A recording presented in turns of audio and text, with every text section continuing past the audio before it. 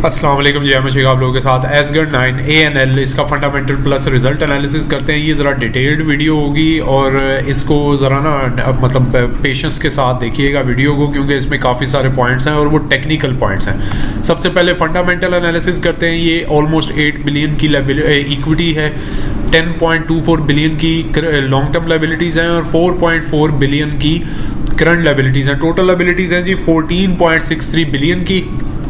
Current assets है 11 billion के, जिसमें स्टॉक शामिल है ऑलमोस्ट 4.6 बिलियन का। तो क्विक एसेट्स हैं 6.5 बिलियन की approximately. Debt to equity ratio है 1.83, जो कि मतलब बड़ी कंपनीज का मैं अक्सर कहता हूँ 1 से 2 के दरमियान अगर हो तो ठीक है, रीज़नेबल कह सकते हैं हम।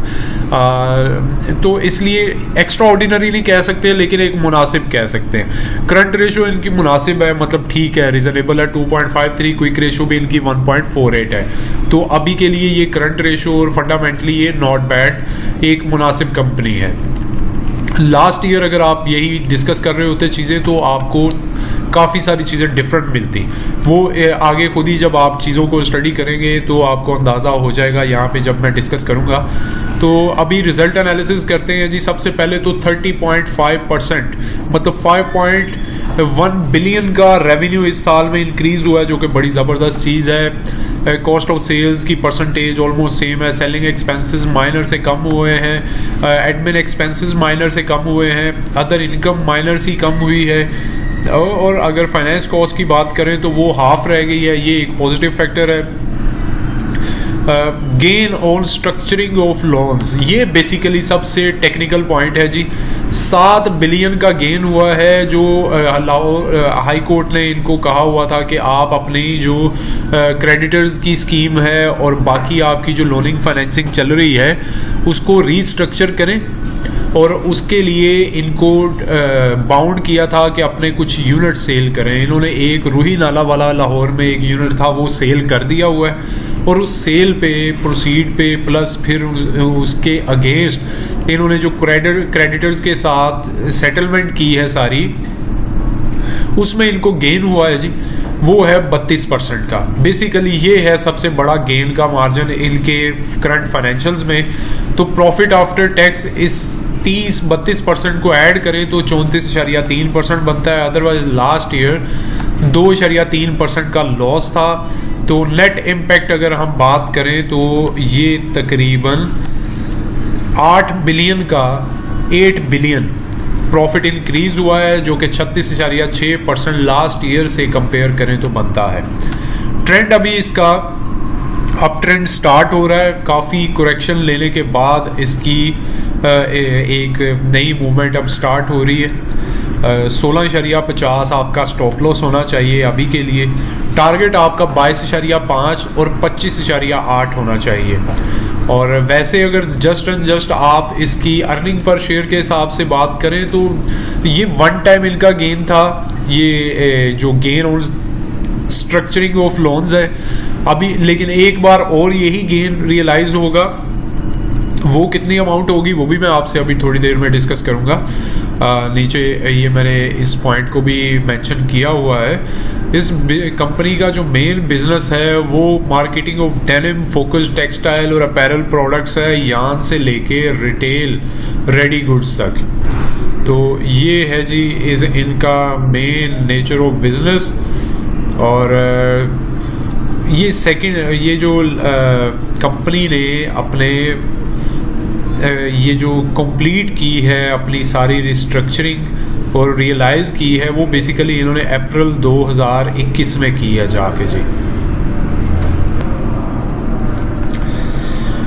दूसरी तरफ जो डॉलर का रेट है वो आपको पता है मई 2021 में काफ़ी डाउन हो चुका था, 152 के करीब आ चुका था, और उस वजह से भी इनका रेवेन्यू या मतलब एक्सचेंज गेन जो इनको होता है वो इनको कम हुआ उस वजह से भी। और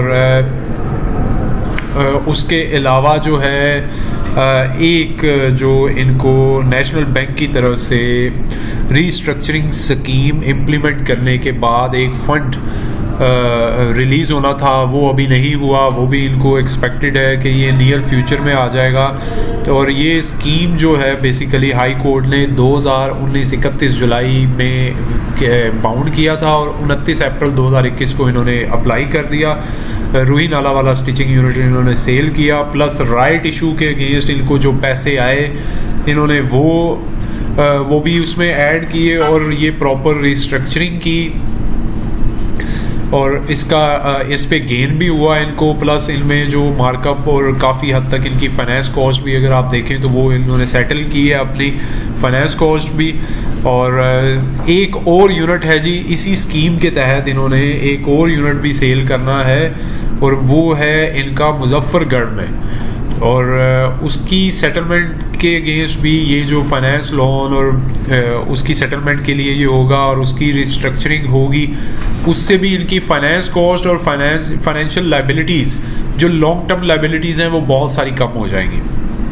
तो ये कंपनी दोबारा से अपने एक प्रॉपर बिजनेस में वापस कम बैक करने की पोजीशन में आ जाएगी।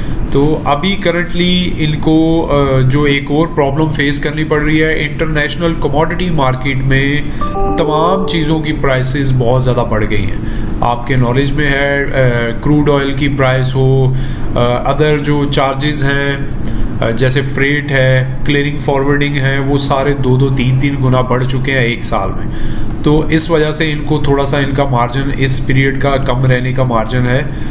लेकिन इसको सेकंड इम्पैक्ट जो पॉजिटिव मिलेगा वो ये है कि डॉलर का रेट वो बढ़ गया है, तो इस वजह से इनको मार्जिन मिलेगा। प्लस ये चाहते हैं कि गवर्नमेंट जो टेक्सटाइल पॉलिसी का इन्होंने कहा है कि उसमें एक ऑप्शन है कि ज़ीरो रेटिंग हो सकती है, सेकंड ऑप्शन है कि इनको टाइमली जो रिफंड्स हैं वो क्लियर होंगे। तो इन दोनों से इनको मार्जिन मिलेगा।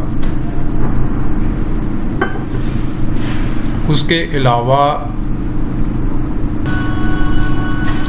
अच्छा जी, अब ऑडिटर ने इस पे क्वालिफाइड ओपिनियन दिया है। बेसिकली उन्होंने ये अकाउंट्स और फाइनेंशियल्स पूरे साल के क्लीन नहीं डिक्लेयर किए। उन्होंने उसमें प्रॉब्लम पॉइंट आउट की हैं जी कि इनके अकाउंट्स में या इनके कुछ चीज़ों में टेक्निकल प्रॉब्लम्स हैं। जैसे कि इनकी एक कंपनी है, सब्सिडरी है, होली ओन्ड सब्सिडरी, बाहर के मुल्क में है, मोंटीबेलो SRL MBL, ठीक है जी।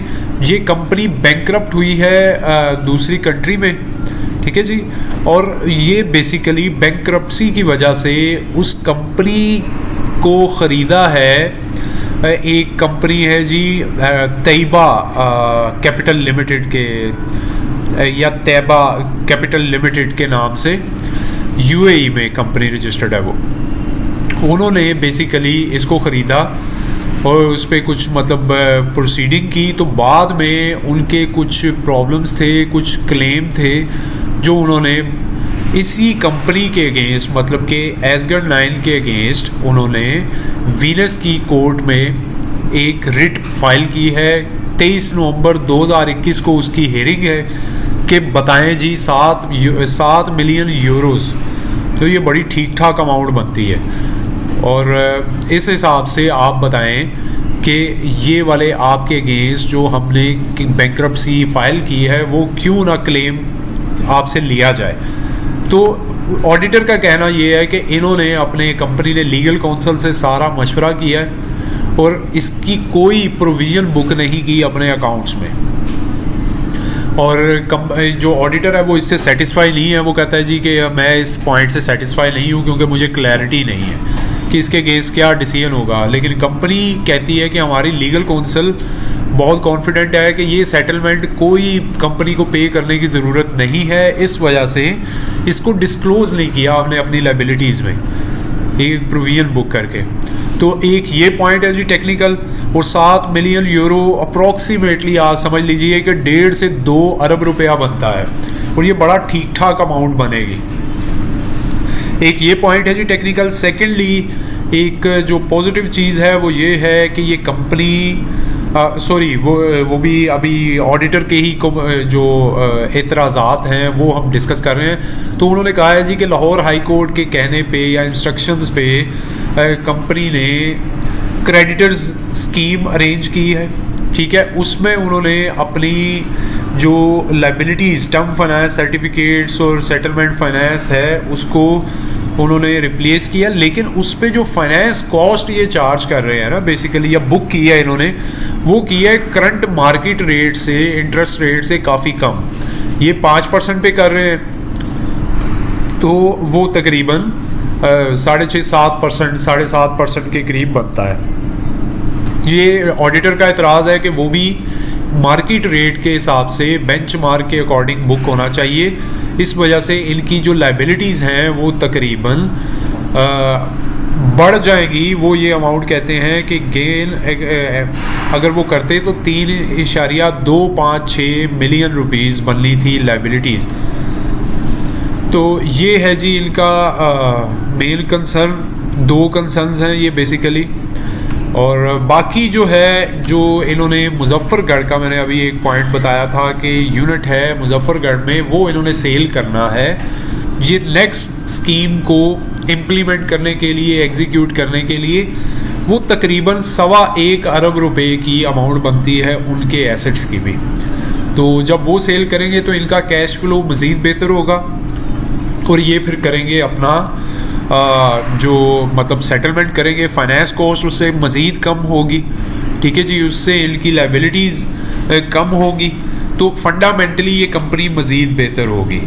और इसके अलावा इन्होंने एक जो एनवायरनमेंट फ्रेंडली पॉलिसी या स्कीम फ्यूचर के पॉइंट से इम्प्लीमेंट की है, उसमें कार्बन डाइऑक्साइड, कार्बन हाइड्रोजन और कुछ केमिकल्स हैं जो एनवायरनमेंट को ख़राब करते हैं। इन्होंने उसमें कुछ टेक्नोलॉजी एडवांसमेंट की है, थोड़ी सी स्ट्रेटजी चेंज की है बिज़नेस में, कि वो सारी एब्जॉर्ब हो जाती है, वो एनवायरनमेंट में नहीं फैलती, जिससे वो पोल्यूशन और दूसरे जो बीमारियां हैं उनका ख़तरा कम होता है। तो इस बेसिस पे भी ये इंटरनेशनल मार्केट में अपने आप को पॉजिटिव इमेज लेके ऑर्डर्स ले रहे हैं, क्योंकि बाहर की बहुत सारी कंपनीज हैं वो इन चीज़ों को बहुत ज़्यादा कंसीडर करती हैं कि कौन सा एनवायरनमेंट फ्रेंडली काम कर रहा है। तो ये ओवरऑल है जी। अगर हम इसकी ओवरऑल अर्निंग पर शेयर के हिसाब से बात करें तो मैंने आपको बताया इसका मैक्सिमम टारगेट 22-23 रुपये ही हो सकता है, लेकिन अप ट्रेंड है तो 26 से 28 रुपये भी जा सकता है। लेकिन क्योंकि अभी इसी साल में, ये नेक्स्ट ईयर में, फाइनेंशियल ईयर जो अब करंट चल रहा है, स्टार्ट हो चुका है, उस फाइनेंशियल ईयर में इन्होंने एक बिज़नेस यूनिट भी सेल करना है जो मैंने आपको बता दिया है। फाइनेंशियल कॉस्ट भी कम होगी, इनका जो लाइबिलिटीज़ भी कम होगी, तो फंडामेंटली ये कंपनी इम्प्रूव करेगी। डॉलर का रेट भी बढ़ा है, लेकिन रॉ मटेरियल की कॉस्ट भी बढ़ी है। तो लेट्स सी, उस फ्यूचर को प्रोजेक्ट करते हुए ये शेयर प्राइस 30 रुपये से 32 रुपये के दरमियान भी जा सकती है। तो स्टॉप लॉस मैंने आपको बता दिया है जी, 16 रुपये 50 पैसे आपका स्टॉप लॉस होना चाहिए क्लोजिंग बेसिस पे। तो चैनल सब्सक्राइब लाजमी कीजिए, आपको बहुत सारे दूसरे शेयर्स के ऑलरेडी फंडामेंटल और रिजल्ट एनालिसिस वहाँ पे अवेलेबल होंगे। अल्लाह हाफिज़ जी।